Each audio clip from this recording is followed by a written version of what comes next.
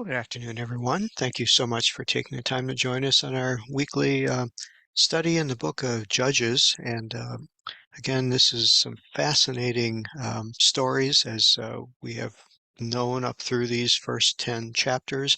And we are in chapter 11 right now, as you can hopefully see on your screen as I'm sharing with you here. And we have to remember that there are some very strange things we're going to come across.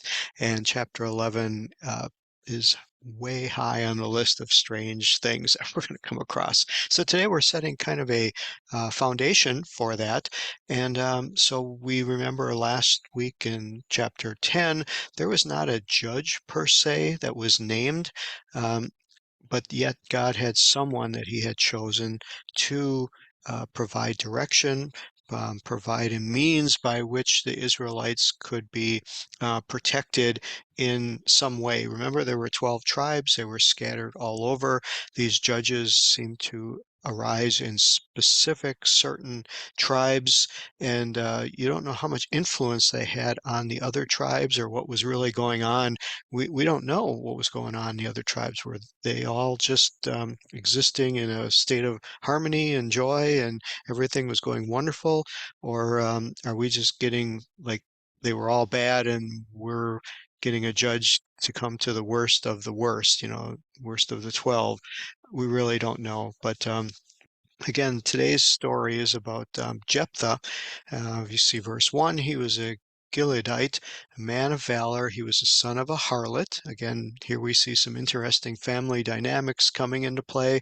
And he his dad's name was Gilead, and he begat Jephthah. And Gilead's wife, so he had a harlot or a mistress, and a little hard to tell the difference between those two. You would think if it was a harlot the way we think of it, there would be no family relationship. Uh, but again, we really don't know any of the details other than Gilead had a wife and she bare him sons. And these guys grew up, and of course, they had some really tough family struggles here. And they didn't like Jephthah. They kicked him out and said, "You're not getting any inheritance from our father's house because you're the son of a strange woman." So, verse 3, Jephthah fled from his brethren, dwelt in the land of Tob, and there gathered vain men unto Jephthah and went out with him. So these first three verses are just packed with a lot of fun information to kind of mine out. So first we're going to look at a map and see where Jephthah is. Here we see a map dedicated to the book of Judges, and it has all of the judges and their locations. And we see just above Gad and Ammon, as I'm circling, is Jephthah, which is, we see him talked about in chapters 11 and 12. Well, what's also interesting is they mention the land of Tob.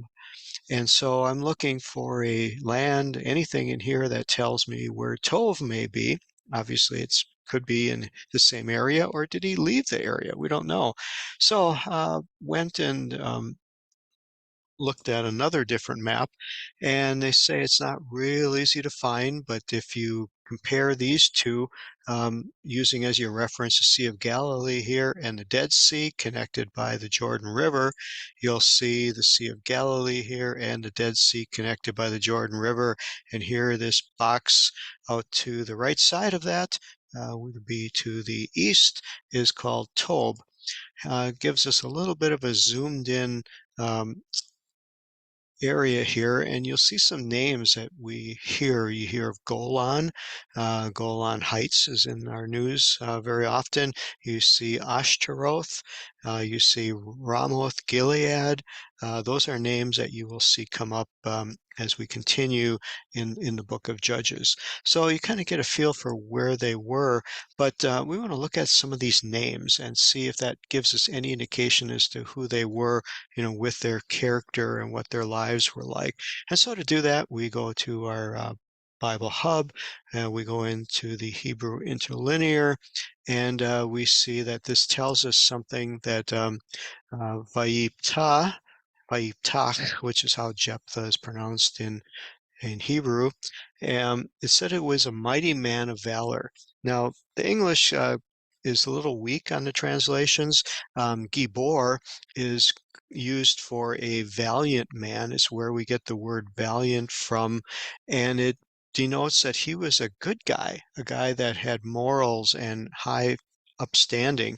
And then uses the word chayil, which is the word for strength. And you can, hover over the top of them and kind of get a indication. But Givor, if you were to go to Israel today and address a group of men in a church or synagogue, and you would call them Givorim, and because they were gentlemen. It's another word for gentlemen.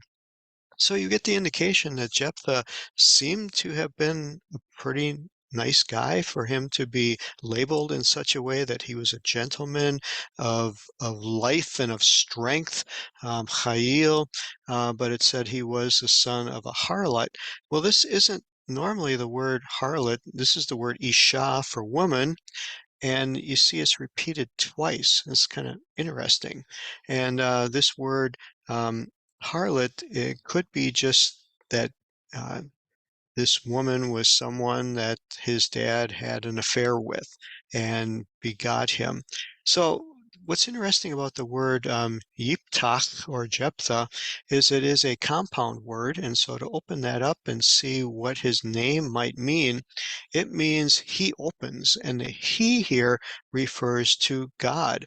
The Yip is says that it's something in a future tense, a uncompleted action yet to be completed, called imperfect. Um, and so the yipt and tach is mouth. So it's opening a mouth. Again, a very interesting word to call this man. And we'll see if this plays out sometime later in the story. But here we see that his name is God open. So is God going to speak through him? How's God going to use him in this mouth opening situation that bears his name? And so we take a look at that, and then we get to the word where it says that he fled in verse 3 to the land of Tob, T-O-B. In Hebrew, it's be pronounced T-O-V, Tov, which is one of the first words you learn when you're speaking Hebrew because it means good. So the word good um, signifies the place where this man, this gentleman, went to a land of goodness, but in another generality of the understanding of the word, it means to be in harmony. Like when you think of God created the heavens and the earth, and then at the end of each day, he said that it was good. This is that same word. And you try to think of, okay, well, how did God mean good? Because isn't everything that God does is good? Isn't God good himself? So everything he'd be involved in is good. And the Hebrew would help us understand that it means more to be in harmony. It's not a reflection on God's nature or that, there's a tree that could be good or not good, even though we do have the tree of good and evil, a little bit different scenario there, a specific case of the tree itself really has no ability to do anything good or bad. So this is more of that he dwelt in the land of harmony. And so we kind of look at, okay, this is strange here, a valiant man, a man who's could be called a gentleman, with strength that he's noted for, goes to a land of harmony. But what does he harmonize with? Who does he gather around about him? And it seemed to have um, that he drew people to him. The next word is banded together. It's in a form of the verb called a hitpael, which means it's something that caused to happen. He didn't really go out and recruit people. They seem to be drawn to him. And so again, this gets more and more interesting as you look of what kind of people did this guy who's trying to live in harmony draw to him. And we see that they are in at least the translation we used here, it used the word vain men. In the Hebrew, it tells us they are worthless men. Well, you kind of get the impression that they're not good, that they're not valiant, they're not like Jephthah was. Um, so what's happening here? Did he lose some of his goodness? When he got kicked out of the family? Did he kind of turn into a recluse and kind of a rebel and a bandit of some sort? It almost appears that way. Because the men that came to him, we're going to open this word up and look at this word of rake, and it is being empty or vain. Again, you'll find this word being used a lot through the Bible of being given to an understanding of people. We know when something is empty, you have a bucket that's empty, you have a vessel that's empty, but then you apply it to a person, it becomes a little bit more challenging as to know, well, how does that compare? Obviously, there's something inside of them, but yet they seem to be empty of certain characteristics that uh, allow them to not fit in with society, not follow the path that the Bible would designate. And it says that these people were empty, foolish, um, worthless people. Again, that's always just hard to reckon with. And it says that as these men banded together with him, uses the word they went out. And but yet the indication here is they went out raiding. They went out and caused havoc, and they were known for what they're doing. That they're banding together. They're going out. Were they going against the enemy? Were they like bandits that robbed innocent people? Really don't know, other than I think from the indication here is that they were not turning upon the Israelites, but that they were turning upon um, the enemy or those that were oppressing Israel, is how I take it. And we see that some time came to pass. And verse 4, as it starts out, whenever you're reading through the Bible, there's these little indicators of, and it came to pass after a time. In Hebrew, it's vayehi miyamim. Um, and it is like once upon a time, like a classic storybook entrance. And it's just something that tells you that, okay, here's where our story is starting. Here's where the writer and wants you to pay attention, and here's where the moral of the story comes in. And so it says that the children of Ammon came to make war against Israel. If we look at the map here, we see that Ammon was further to the east, and this little border here obviously never prevented them from coming and raiding. And so they came to make war against Israel. And it seems that there is no army anymore. There's no one that can call all of the tribes to come together, no one to lead them. They're just all in disarray. And so the people of Gilead come to fetch Jephthah out of the land of Tov, and they said, "Come and be our captain and lead us. You're the only one who's got any experience. You're the only one who's got any men that are skilled in this, and we know about you." And so he says, why are you coming to me? Didn't you hate me? Some of these must have been relatives. You expelled me out of my father's house. So this tells us it wasn't just his half brothers that were against him. It was the whole community was against him. And I can understand why he's a little, taken back and saying, okay, now you're in trouble. Now you come to me. I don't need to get involved with this mess. And the elders of Gilead came to him. You're coming to you now. We need you. I'm sure they had a much greater schmooze and ability to try to woo him and get him on their side. And Jephthah says, "Okay, I will do this, but what's in it for me?" And so Jephthah in verse 9 said, if you bring me home to fight, so I got to come back to where I came from, and the Lord delivers them before me. Are you going to make me your leader? And what's interesting here is, again, he's calling upon the name of Yahweh. We're going to look at verse 9, where it just gives us that indication. And so he says, Yahweh, which is interesting again because the word Yahweh leans upon the understanding of the merciful, compassionate side of God, which they are obviously looking for God's mercy and compassion. Again, he's got a small group of men. Ammon comes with a whole army. This is not a um, equal battle. It's not one where people, it's 10 against 10 or 100 against 100. This is, again, a very lopsided victory that could be won, a very lopsided battle of the very few of the Israelites against very many of the Ammonites. And so they need God's mercy, and they know from past experience that God has delivered them. They're not dumb, they know that, but they know they have to appeal to the mercies of God to help them, or they're not going to make it. So Jephthah sent messengers to the king of Ammon, and they had this little interchange. And the king of Ammon, said, "If you just give us all our land back, we won't. There'll be no fight.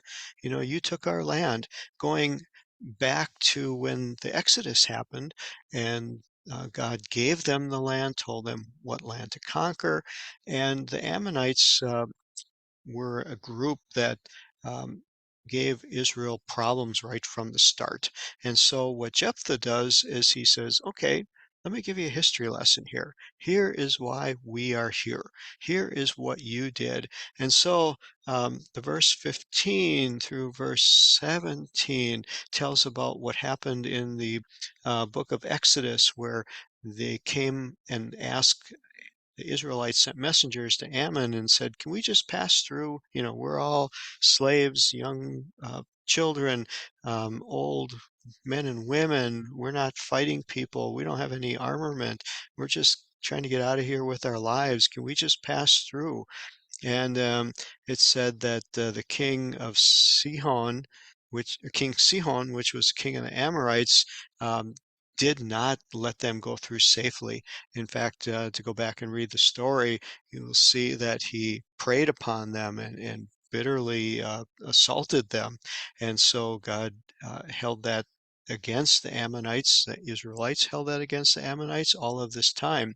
And so Jephthah is going through this whole dissertation here of what had happened. And so get to verse 23, and then even in verse 24 is kind of interesting here, is Jephthah talks about the god Shemosh of the Ammonites. And again, what he's trying to do here is show that these battles are not fought by human means and by the strength of man.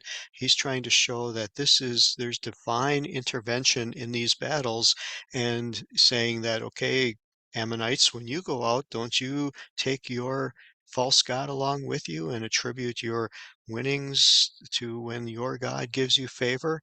Well, that's what we do here. He's saying this is what the Israelites do, that when there is a battle to be won, our God shall drive them out and we possess them. We're just doing what our God tells us to do. And then he even brings in an episode from another story that seemed to have been well known about Balak, the son of Zippor, and who went to the Moabites. And another fascinating story of a prophet of God, even though he wasn't associated with Israel, and that they had asked or tried to pay him to curse Israel, and he, of course, could not do it. And so all of this long history lesson, and then we get to verse 29 verse 28, the king of the children of Ammon wouldn't have anything of it. They wouldn't listen to it. They wouldn't, be persuaded to not engage and go back home again, uh, even though Jephthah tried to tell them, you guys are going to lose here. I'm giving you forewarning, you're going to lose. And then they said, no, we're not going to back away. And then verse 29 says, the Spirit of the Lord, and this is of Yahweh, came upon Jephthah. And I don't know what happened. Again, we're left to guess as to how this occurred. Um, we, at least what I would like to assume, that because Jephthah's name means to speak, to open the mouth, and that God would open his mouth, something must have happened here, that when the Spirit of the Lord came upon Jephthah, he spoke in a way, in some way that assured and let all of the Israelites that were with him know that God was going to give the victory? Did he prophesy? Did he um, uh, praise God in some way? Did he preach in some way? How did he speak to where people felt and knew that what he was saying was coming from God and not from himself? Again, very, very interesting way that it's written here. But yet he spoke and he gathered them together. And then as we close out this portion, we see that Jephthah still wasn't quite sure that God was going to be with him, so he vowed a vow unto God.